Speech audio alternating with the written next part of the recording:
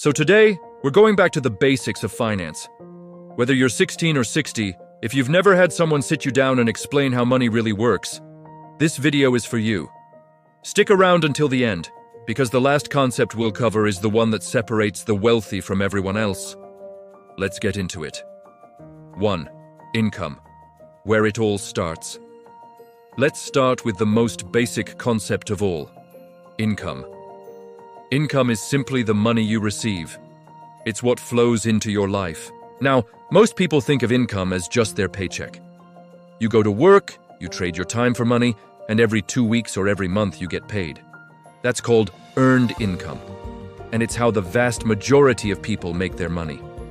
First, earned income. This is your salary, your wages, your tips, you work, you get paid. Simple. But there's a ceiling. You only have so many hours in a day. Second, portfolio income. This is money you make from investments. You buy a stock at $50, sell it at $70, and that $20 profit? That's portfolio income. We'll talk more about investing later. Third, passive income. This is the holy grail. This is money that comes in whether you're working or not. Rental income from a property you own. Royalties from a book you wrote. Dividends from stocks. You do the work once and it keeps paying you. Here's the key takeaway. Wealthy people don't just rely on earned income. They build systems that generate portfolio and passive income over time. 2. Budgeting. Telling your money where to go. Budgeting. I know, it sounds boring, but hear me out. A budget is simply a plan for your money. That's all it is. Before the month begins, you decide where every dollar is going to go. You're the boss. You're giving your money a job. Without a budget, money just disappears. You've felt it before. You check your bank account and think, where did it all go? That's what happens when you spend without a plan. Now, there are a lot of budgeting methods out there, but let me give you the simplest one to start with. It's called the 50-30-20 rule. 50% of your income goes to needs: rent, groceries, utilities, transportation, the things you literally cannot live without. 30% goes to wants: eating out, entertainment, subscriptions, new clothes, the things that make life enjoyable but aren't essential. 20% goes to savings and debt repayment. This is the money that builds your future. Now, is this rule perfect for everyone? No. If you're in a lot of debt, maybe you flip it and put 30% toward debt and only 20% toward wants. The point is to have a framework, a starting point. 3. Saving, paying yourself first. Now let's talk about saving, and I want to introduce you to a phrase that could change your financial life forever. Pay yourself first. What does that mean? It means that when you get paid, before you pay your landlord, before you pay the electric company, before you pay Netflix, you put money aside for you, into your savings. Most people do it backwards. They pay everyone else first, spend on things they want, and then try to save whatever is left over. And guess what? There's never anything left over. Flip the script. Save first, then live on what remains. Save for number 1, an emergency fund. This is 3 to 6 months worth of living expenses sitting in a savings account, untouched. This is your safety net. Your car breaks down, you lose your job, a medical bill hits, your emergency fund covers it so you don't go into debt. Number 2, your goals: a house down payment, a vacation, starting a business, a new car.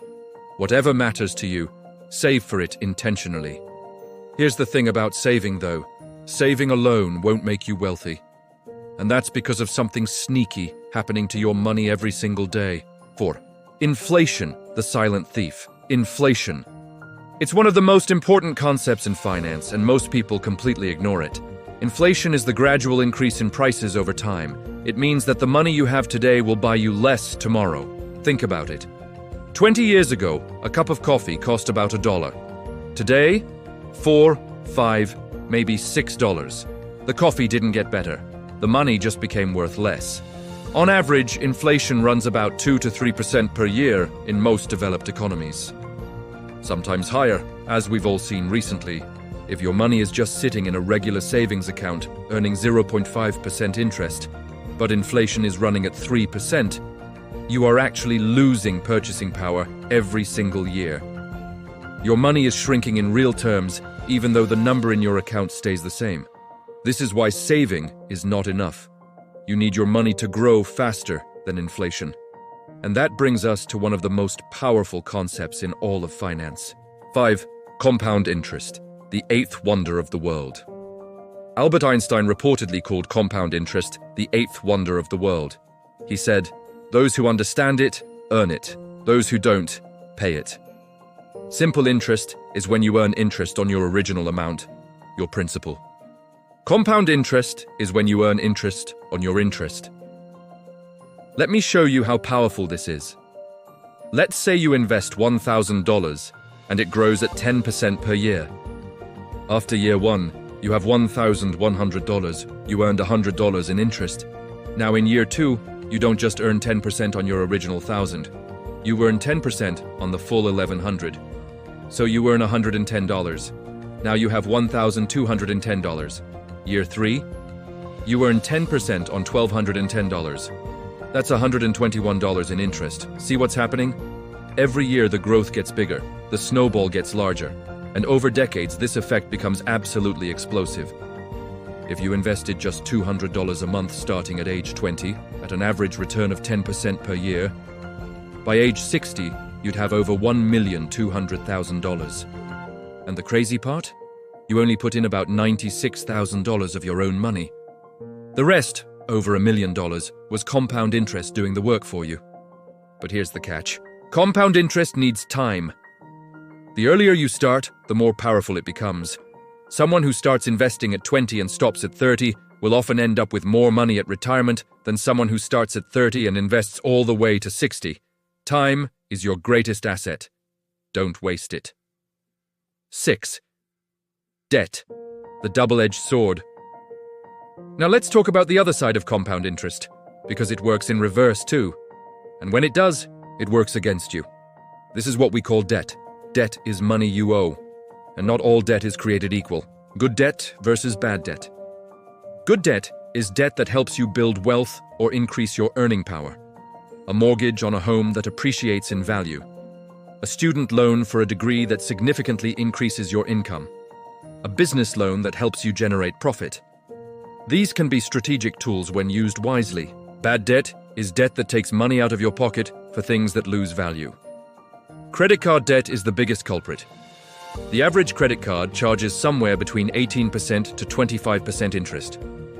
Remember how excited we were about earning 10% with compound interest? Now imagine compound interest working against you at 22%. Let me put it in perspective. If you have $5,000 in credit card debt at 22% interest and you only make minimum payments, it could take you over 15 years to pay it off, and you'd end up paying over $8,000 in interest alone. That's more than the original debt. If you're in debt right now, here's the game plan. 2 popular strategies. The avalanche method. Pay off the debt with the highest interest rate first. This saves you the most money mathematically. The snowball method. Pay off the smallest debt first. This gives you quick wins and psychological momentum. Either way, attack your debt aggressively. Because every dollar you pay in interest is a dollar that's not working for you. 7. Investing. Making your money work for you. And now the concept that separates the wealthy from everyone else, investing. Investing means putting your money into assets that have the potential to grow in value over time. Instead of you working for money, your money starts working for you. There are many types of investments, but here are the most common ones. Stocks. You buy a small piece of a company. If the company grows and does well, your piece becomes worth more. Some stocks also pay you dividends, a share of the company's profits, just for owning the stock. Bonds. You lend money to a government or corporation and they pay you back with interest. Lower risk than stocks, but also lower returns. Real estate. You buy property and either sell it for a profit later or rent it out for ongoing income. Index funds and ETFs. These are baskets of stocks bundled together. Instead of picking one company and hoping it does well, you invest in hundreds of companies at once. This spreads out your risk. For beginners, this is one of the smartest places to start. The S&P 500 has averaged about 10% annual returns over the last century. Now, investing involves risk. The value of your investments can go down, but historically, over long periods of time, the stock market has always trended upward. The key is to invest consistently, stay patient, and not panic when the market dips. The biggest risk in investing isn't losing money in a market crash. It's never investing at all and letting inflation quietly eat away at your savings for 40 years. Net worth, the real scoreboard. And finally, let's tie this all together with one last concept: your net worth. Your net worth is simple. It's everything you own minus everything you owe. Assets, liabilities, net worth. Your assets, your savings, investments, property, retirement accounts, minus your liabilities, your mortgage, student loans, credit card debt, car loans. The result is your net worth. And this is the true measure of your financial health. Not your income, not your car, not your clothes, your net worth. Someone earning $300,000 a year but spending $310,000 is in worse shape than someone earning $50,000 and consistently building wealth.